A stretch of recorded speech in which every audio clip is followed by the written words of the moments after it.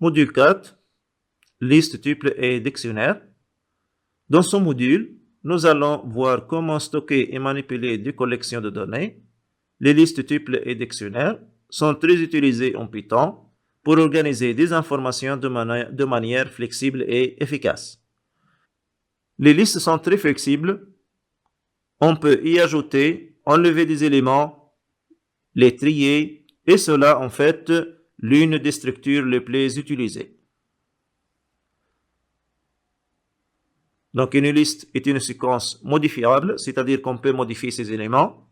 La syntaxe, on met donc le nom de la liste, par exemple ma liste, égale, et entre crochets, on va mettre les éléments ou bien les valeurs de notre liste séparées par une virgule. Donc on peut faire plusieurs opérations sur les listes, comme ajouter des éléments, supprimer des éléments, trier les valeurs, etc.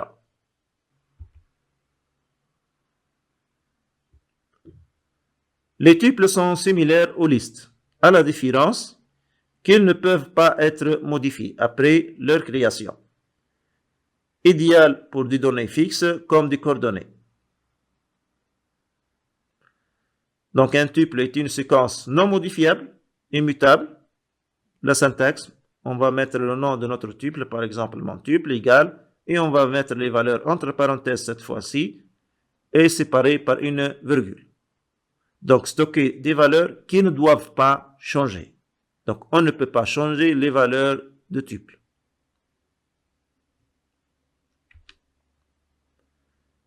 Les dictionnaires sont très utilisés pour représenter des données structurées. On utilise une clé pour accéder à la valeur correspondante, un peu comme un index, mais plus flexible que dans une liste. Exercice pratique. On va commencer par le premier exercice, qui est la gestion d'une liste de tâches. L'énoncé: créer une liste nommée tâches, demander à l'utilisateur d'ajouter plusieurs tâches, puis afficher la liste finale. Donc on va essayer ensemble de créer la solution de cet exercice sur VS Code. Passons sur VS Code, un nouveau fichier Python. Donc exercice 1.py. N'oubliez pas l'extension des fichiers de type Python. Tout d'abord, on va créer donc une liste vide. Donc on va créer une liste appelée tâches à la fin S. Remarquez ici que je n'ai pas ajouté l'accent circonflexe. Évitez les accents et les espaces dans les noms de nos variables. Donc crochet ouvrant, crochet fermant. C'est-à-dire c'est une liste vide. Donc vous pouvez ajouter les crochets en utilisant le bouton Alt-JR avec 5 et aussi donc le bouton, les parenthèses, mais cette fois-ci avec Alt-JR. Vous devez utiliser le bouton Alt-JR pour ajouter les crochets ouvrants et fermants.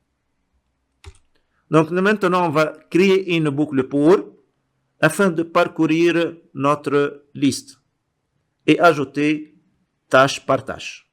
Donc on va utiliser la boucle pour, en anglais c'est for. Notre compteur, on va l'appeler i. Vous pouvez l'appeler comme vous voulez, mais généralement on l'appelle i. InRange.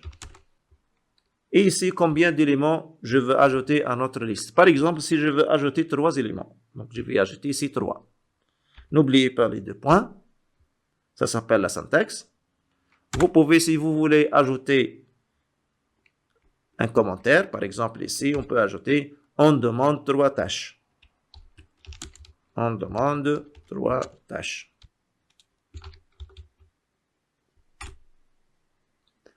Non, on va créer une variable tâche sans S, c'est-à-dire une seule tâche, égale, elle va être saisie au clavier. Donc input, ouvrir les parenthèses, ouvrir les guillemets, et on va donc écrire un message à notre utilisateur pour qu'il comprenne qu'il faut saisir une tâche. Donc, on va écrire entrer une tâche. 2 points.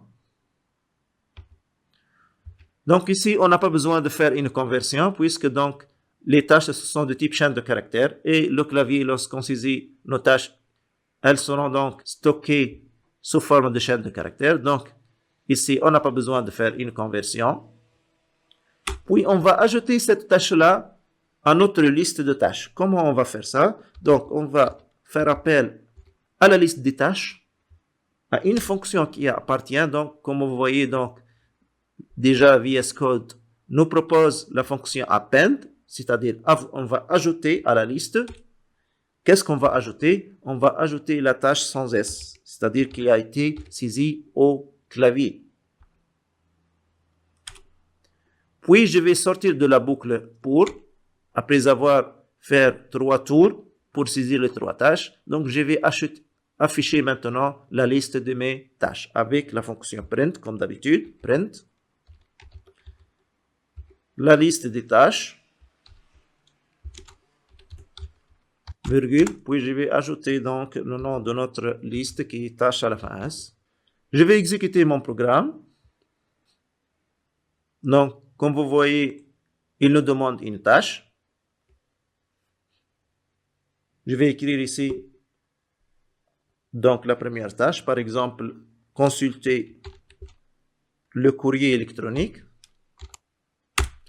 Puis une deuxième tâche, par exemple, participer au webinaire, un online meeting. Troisième tâche, rédiger un rapport, par exemple, sur cette conférence, ou rédiger un rapport tout court. Et puis voilà, comme vous voyez, donc la liste des tâches, et j'ai ici la liste de nos tâches. Ça, c'est la première liste, ça, c'est la deuxième, et ça, c'est la troisième. Je peux améliorer ici l'input, l'entrée des données.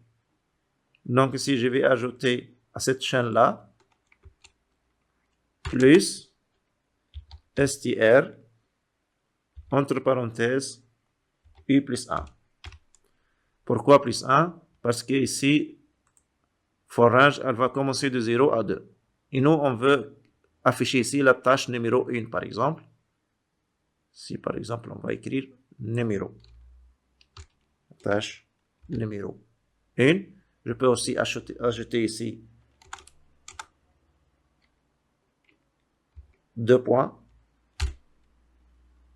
Espace avant, comme ça. Si j'exécute maintenant,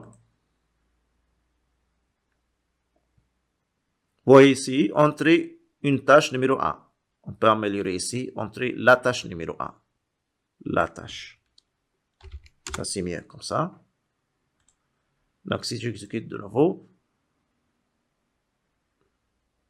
donc, entrer la tâche numéro 1, je vais écrire par exemple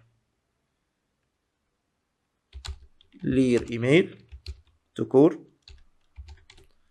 Tâche numéro 2, assister à la conférence en ligne. Troisième tâche, vous voyez ici, troisième tâche, rédiger un rapport. Et voici le résultat. Donc, la liste des tâches, lire email, assister à la conférence en ligne, rédiger un rapport. Donc, notre liste contient 3 éléments. Et vous voyez ici, l'affichage est le mieux pour la saisie des données. Donc, vous voyez ici,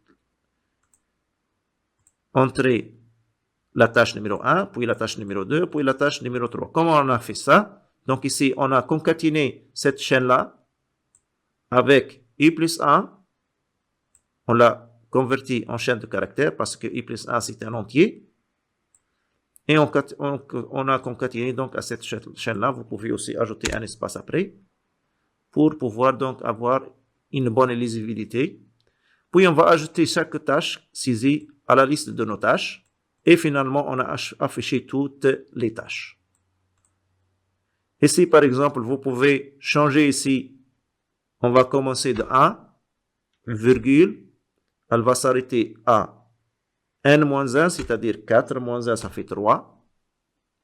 Et ici, je peux changer i à partir de i cette fois-ci.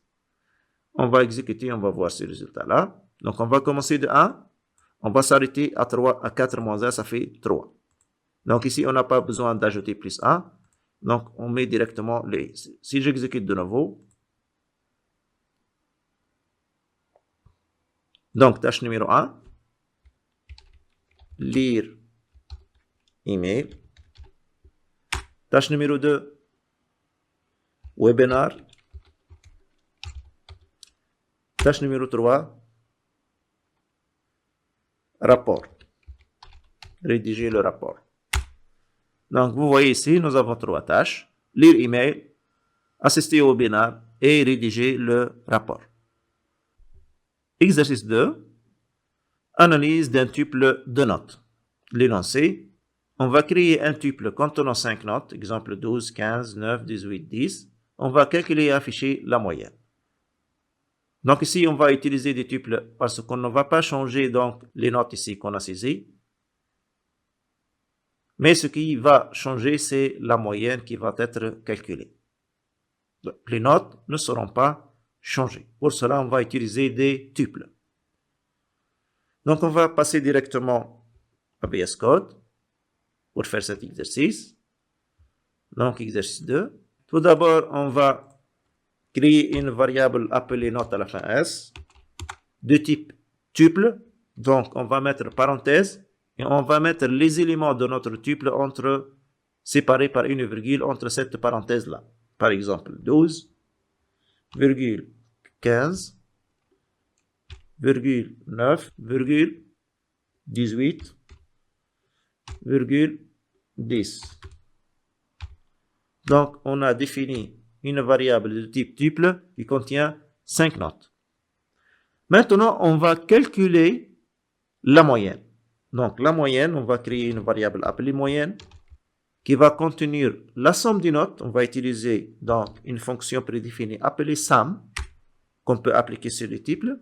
Ça, c'est les avantages d'utiliser une structure comme le tuple. Vous avez beaucoup de fonctions prédéfinies que vous pouvez utiliser directement. Donc, la sum notes, ça donne la somme des notes, la somme des valeurs de tuple de contenu dans notes. Divisé par la longueur de notre tuple. Comment on va donc chercher la longueur de notre tuple? Length, L-I-N, c'est une fonction prédéfinie. Length notes, c'est-à-dire la longueur de notre tuple note. Et donc maintenant, on n'aura que afficher donc la moyenne, c'est très simple. Donc avec print, on va afficher le résultat. Par exemple, moyenne égale, ici virgule, on va faire appel à la variable moyenne qu'on a calculée. Donc, et comme ça, donc, on a fini notre travail. Donc, on a défini un tuple appelé note qui contient 5 notes, entre parenthèses séparées par une virgule. Puis, on va calculer la moyenne qui va contenir la somme du tuple divisé par la longueur du tuple. Puis, on va afficher le résultat qui est dans la variable moyenne, la valeur contenue dans la variable moyenne. On dit qu'on a affecté opération. Le résultat de cet résultat a été affecté à la variable moyenne. Donc, si j'exécute maintenant le programme, vous voyez ici, il nous dit la moyenne est 12,8. Donc, la moyenne est 12,8. Exercice 3, dictionnaire de contact, l'énoncé. On va créer un dictionnaire appelé contact avec des clés nom, téléphone, email. On va demander à l'utilisateur d'entrer les valeurs et afficher le résultat. Donc, on va passer directement à VS Code pour résoudre cet exercice. Donc, on va créer un nouveau fichier. Appelé exercice 3. N'oubliez pas l'extension des fichiers Python. Et on va commencer donc notre travail. Donc, tout d'abord, on va créer un dictionnaire vide. Donc, on va l'appeler contact égal. Après avoir créé donc un dictionnaire vide, on va commencer par ajouter les éléments. Donc, contact, dictionnaire contact, entre crochets. Donc, pour la clé nom, on va donner la valeur avec notre clavier, donc input, on va utiliser. Et on va donner un message à notre utilisateur pour lui, donc, expliquer qu'est-ce qu'on lui demande. On lui demande le nom, donc on va saisir le nom. Le nom va être saisi comme une valeur de la clé nom de notre dictionnaire. Donc après, je vais demander le téléphone, donc contact, le crochet ici. Maintenant, on va mettre donc la clé téléphone. Éviter les accents et les espaces dans le nom des clés. La valeur de cette clé-là, téléphone, on va la saisir aussi au clavier, donc input. Donnez votre téléphone ou bien téléphone. Ça, c'est un message. Vous pouvez ajouter comme vous voulez les textes avec des accents ou des espaces, pas de problème.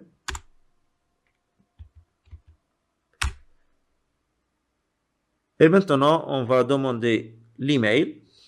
Donc, contact. Email.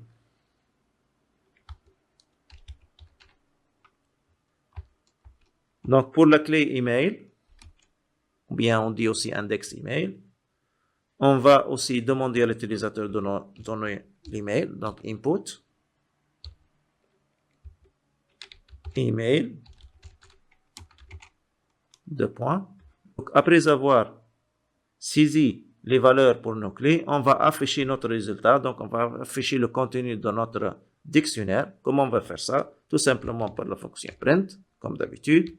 Entre parenthèses, contact,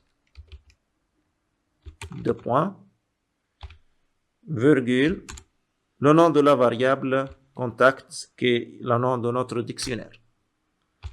Donc, je vais exécuter maintenant. Le programme nous demande le nom, je vais écrire donc mon nom. Puis, il me demande mon téléphone, donc j'écris mon téléphone. Vous pouvez ajouter aussi la clé avant ici. Plus 216 en Tunisie. Ça, donc, c'est mon numéro de téléphone. Mon email.